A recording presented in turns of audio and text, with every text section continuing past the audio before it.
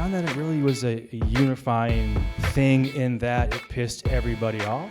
And what a great sort of inciting incident for a movie. And I tried my hand at writing that movie, and it became Rebel Ridge in record time. It just flowed out.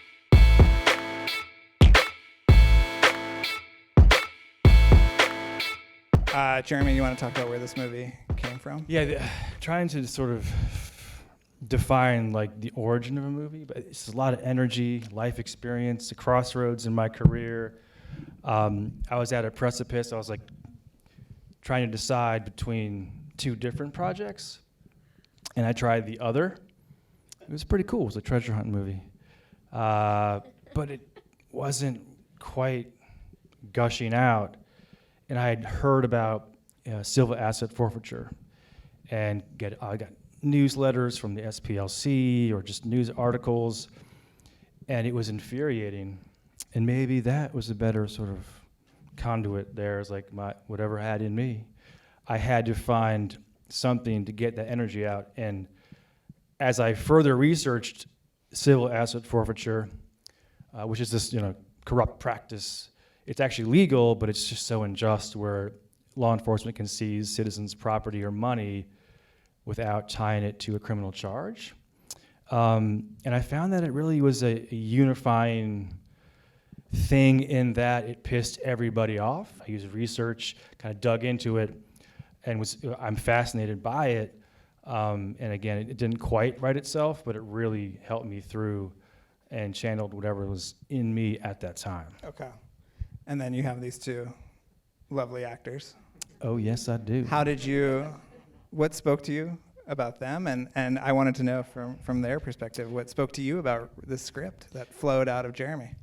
I mean, there's some discourse about self-tapes and auditions, and I'll let you guys speak to that. like a pro-con discourse? Well, there's a lot of sort of, experienced actors who have had enough of it. It's like a pandemic thing. They want to be in a room, and rightfully so. Okay. They want direction. They want to talk. However, I saw AnnaSophia read for the role of Summer, and that was the end of my journey. It was it. Number one pick for sure. It took a while to get there, but the way she would read the words that I had written, it was just transformative. It was way better than I imagined it, and that's what you want. Because a lot of times it makes you think about going back to the writer's room, like, okay, let me tweak some stuff. And this, I was like, we're ready to go. Aaron and I, we met over Zoom, and we were at a crossroads in our careers.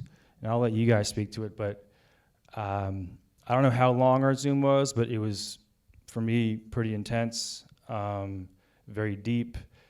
It went on 45 to an hour, I think.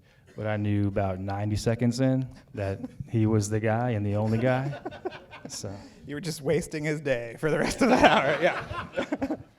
So, you want to tell me what your experience was like on the other end of the Zoom? Yeah, go ahead.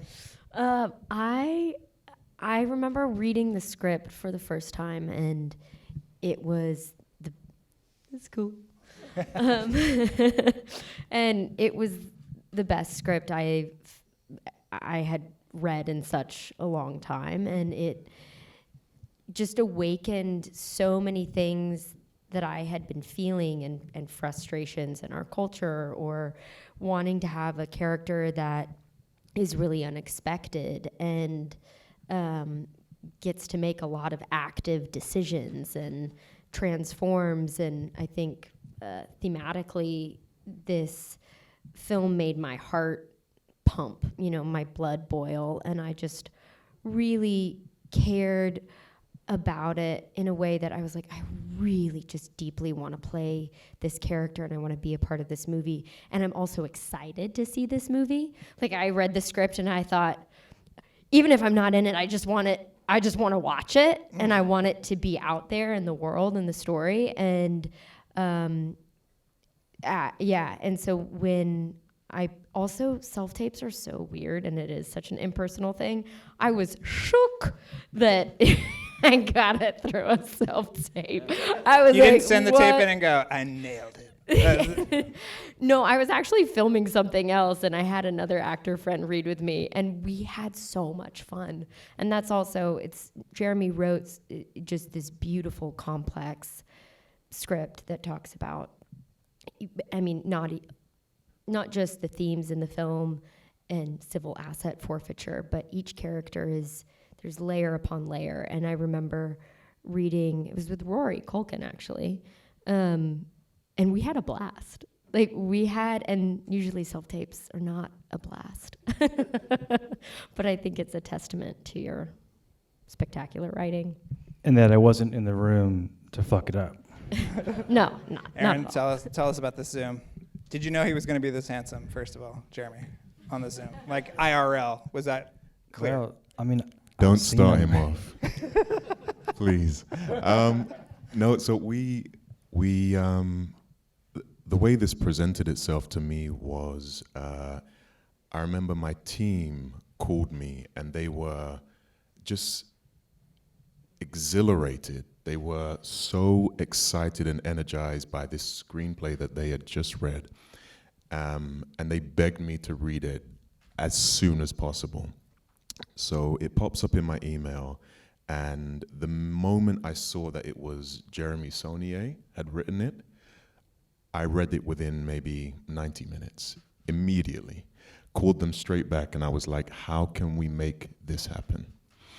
They got Jeremy and I on a Zoom, and immediately I was just enamored and taken by the way that he operates with such intentionality and specificity and love and care for the art, the craft itself.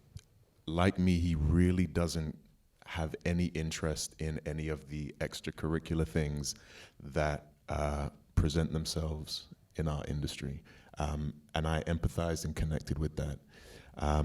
For me, there are like 3 things with every project that I do. They're like checkboxes. It's the filmmaker, the script, and the character. The filmmaker, undeniable. In my subjective view, and I think the view of many, Jeremy is one of the greatest living filmmakers we have today. You hear that, Jeremy? Yeah. I'll take that. I love doing that. I love doing that to him as well. Yeah. So that was an undeniable big green tick. The script was, it's just a phenomenal script. I wish I could get into his brain and just check out those spiders and cobwebs and like roller coasters that are in his mind. I think he's just genius. And then the character for me, immediately I was so excited because I think I still consider myself very early in my journey. I've only been professional for about a decade. I still consider myself a student and a sponge. I'm trying to absorb as much as I can. But very early in my journey, it was often highlighted to me my height, my size, the deep tone of my voice, and I was told that it was unlikely that I would ever get to portray emotionally intelligent characters. So, and that stuck with me Who for a told you long that? time. Numerous people. Wow. And when I read this, I was like, well, Jeremy don't think so. So for me, I was just so thrilled at the opportunity to not only portray Terry Richmond, who has Jeremy's written with such physical prowess, none of which in real life I have, and then, but at the same time, a character who is so emotionally intelligent and witty and charming and all of these things. It was a real opportunity he had gifted me with. So I say all that to say that's my guy. Yeah. Well, Back at you. so you weren't like looking for a kind of, because this is a real kind of star-making role. You weren't looking for that project. It just kind of happened. Jeremy just sent you the script, and it's kind of beautiful, something beautiful about that, Yeah, right? I mean, I think I'm one of those people who, rightly or wrongly, I would prefer to not work and just go about my pretty mundane life than do something that I am not passionate about. And be away from my family and my friends and my loved ones. I'd prefer to just not do it. Yeah. So yeah, I'm very specific, and this was something that was, like I say, undeniable. That's amazing. Well, obviously you chose two actors and then put them up against like two of the most legendary actors of all time, and Don Johnson and James Cromwell. So I wanted to know, did you know that they could go toe to toe? And then I wanted to know from you two what it was like filming those scenes. Oh yeah, I mean, Don Johnson was very kind to come and play with us, and we needed a heavy, and I was a huge fan of Don my entire life, from the Miami Vice days. My dad was a big fan of Nash Bridges, but I was in the casting process and given the first or second episode of The Watchmen, and Don is around a dinner table and he is serenading, and it moved me, and that was what I was tapping into, because he's a fun guy, and he's a total pro, and I think we were like-minded in that we sat down together and just made sure we were on the same mission, and after one conversation he was in, and we put everybody through the ringer, but we had a lot of fun. Aaron is from the stage, and AnnaSophia, she's had decades of experience, and Don also brings that level of just, he's like a mentor to us.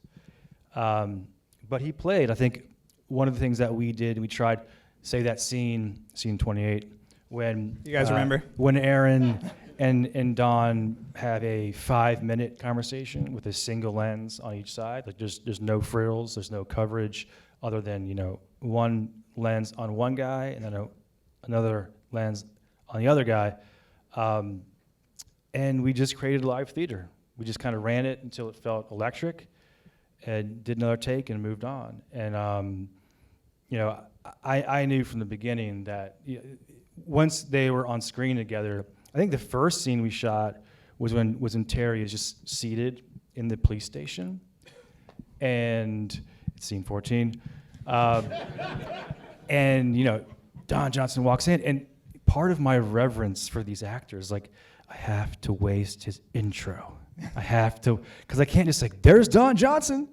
So he had to come in like a shark. He had to kind of go by the camera and just wipe frame, and Terry's looking at him, and we're all looking at him, but we don't see him. And the first time you see Don in the movie, it's a wide shot from afar, because I was just I just can't do this. So he had to sort of slowly work his way into a close-up, which we did, but a lot of fun. Yeah.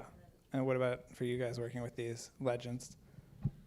It was a thrill. I remember once I had been cast and finding out that James Cromwell, that I'd be working alongside him, made my heart beat.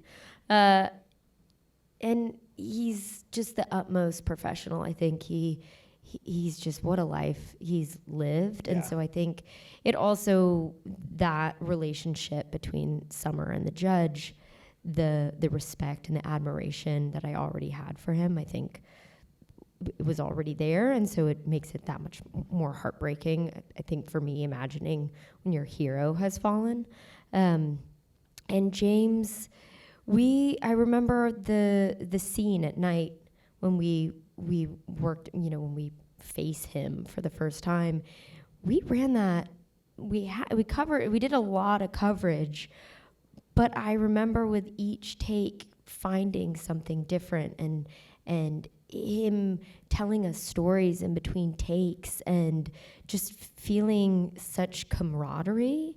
I remember just wanting to savor the moments that we had and the scenes that we had together, because they felt fleeting. And his accent was one of my favorite parts. He has a very particular accent. Of course he does, because he's James Cromwell, and it's an Arcadian sound that he thought would be perfect for this character.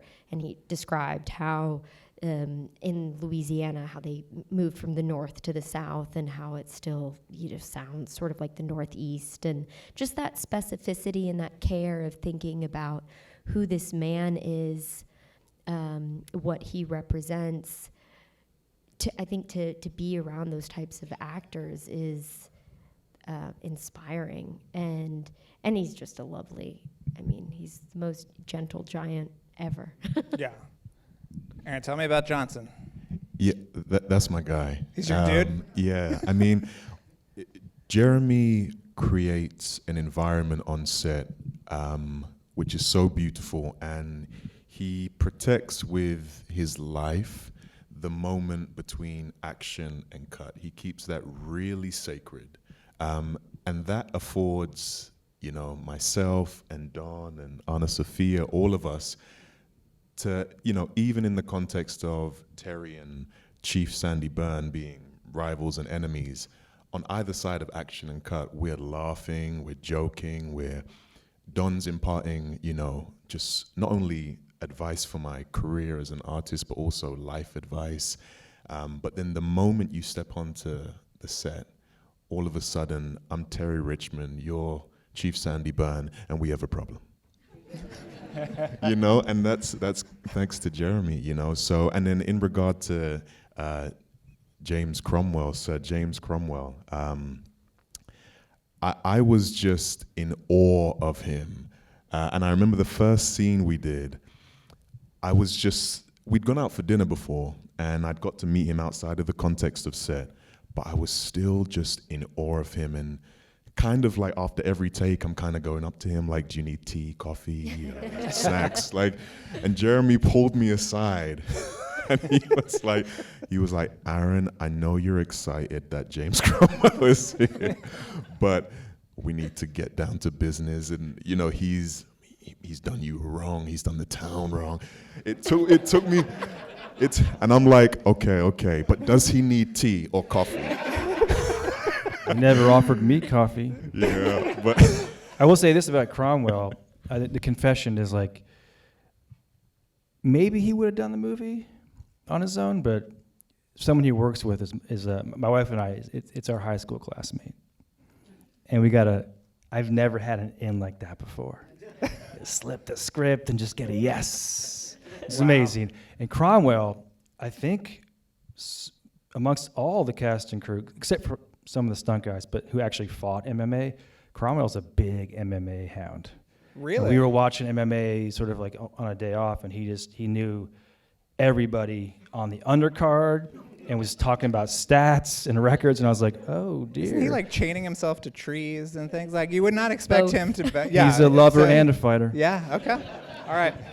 You brought up MMA. Let's talk about the big scene. So wonderfully done. What was that like? What was it? I mean, did you always know that was going to be kind of the centerpiece? And then, Aaron, what was it like training? I mean, if you really are not as coordinated as you look on screen. I'm going to kind of hand it over to him. Okay, For hand it me, over. Okay. The funny thing about all of that is it was the most heavily prepped of all the sequencing. It was pre-vis. We had shot it on video. I had taken it home over the weekend and edited it. So I knew what I needed. And there was definitely some technical challenges. Like if a camera was off 2 inches on an eye line, it just didn't line up, we'd go again. Because about, fusing the emotional journey of Terry, and this is the big payoff, this is the big release. If you didn't feel that fire, it was funny how if the smoke blew the wrong way, Right. it wouldn't work. But other than that, I just sat back and just like, let's go again. Let's just go again. This gentleman has a little different side of that. Okay, lay it on us. it was great. I mean, we did this film in the middle of summer in Louisiana. That Louisiana sun is no joke. Like on a cool day, you're looking at 100 degrees. And as I said, one of the many reasons I love Jeremy is for his intentionality and his specificity. How that may have manifested itself is, take 9. We're going to get it, But we did it because we cared and we wanted to make this the best version of itself. I think one of the privileges and pleasures of working on such a physical picture as this is that everyone is so invested, from the crew to the cast to production to the studio, because you're actually expending sweat, blood, tears, grazes, bruises. You know, it wasn't just me out there running, throwing punches and kicks and throws. You know, like I've said to Jeremy a number of times, we had the boom guy. He's holding the boom, sweats in his eyes. His arms are shaking. Jeremy's like, again, he's like, I got you. You know, we got Big Bruce. Anyone who is crew here, you know, I'm sure you know Big Bruce Lawson. You know, he's got this massive crane. He's capturing all these brilliant shots and angles. It was just an honor. It was just an honor to do a scene like that, a film like this, with such elite creatives. I felt so supported and held.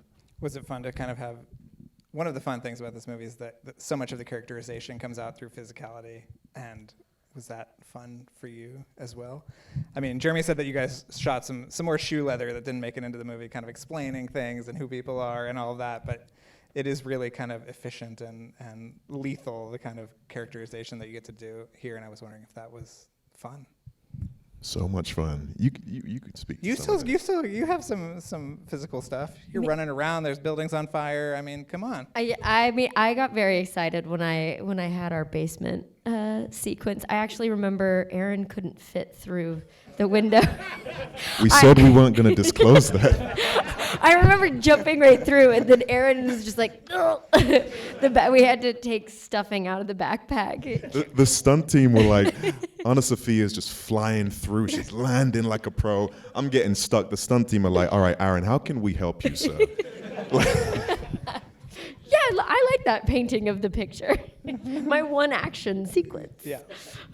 No, I think what's so, the way that Jeremy's crafted this story is you're kind of unsure of how these characters are going to become allies and what's the twist of their, like, how do they intertwine. And I think what's fun in watching the film, because we film it out of sequence, is watching their story get more and more intertwined, and how the physicality and how the wardrobe changes, and how I think that scene of jumping into the basement and going through this exploration together, I mean, we were having fun because there was fire and explosions and it felt very thrilling, but I think that moment of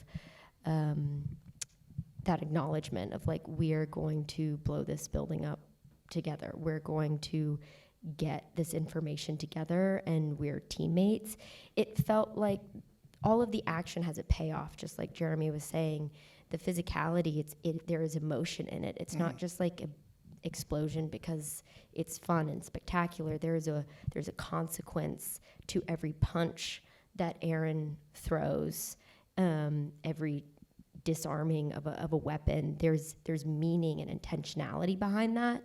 And I think for, when I push land, I loved, like, the eyes just squeezing him outside the window. I think that there's a payoff. And so as an actor doing action, there's meaning, there's something, like, deep inside you that gets to roll out. And was thrilling to watch. Aaron also, I would come to set and just watch, because it was thrilling to watch Jeremy with that specificity and knowing and having that zooming out vision of, like, no, we do need to go again because this shot matters.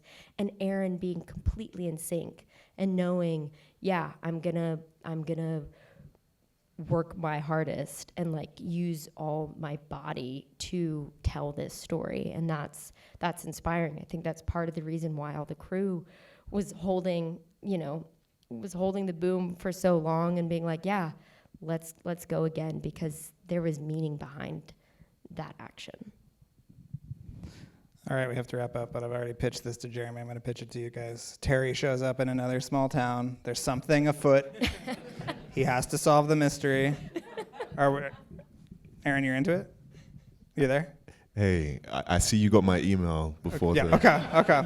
All right. I'll have it in by Monday. Yes. Yes, sir. Now let's thank this amazing cast of crew. Thank you all for coming out. Really appreciate it.